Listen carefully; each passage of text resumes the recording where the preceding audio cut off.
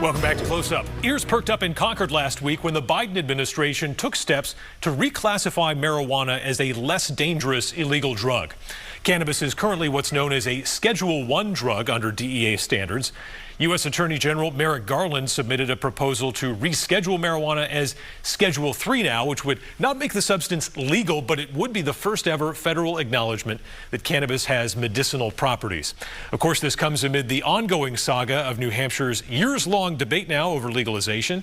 The House has once again passed a bill, but the Senate will have to change it, and then the House will have to agree to those changes if it's going to become law. The governor says he doesn't think this federal change will make much of a difference in the discussion at the State House.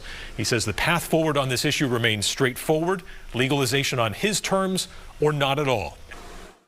I laid out the 8 or 10 things that I'd like to see in that bill for it to get a signature on my desk. If they meet those stipulations, I'll sign it. If they don't, I won't.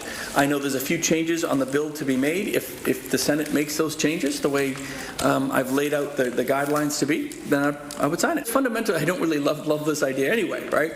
I just see that I do have a responsibility. I don't have the luxury, and I have more of the responsibility of saying, look, if we're going to legalize this at some point, and I do believe it's inevitable, I have a responsibility of setting us up for the best long-term system that we possibly can.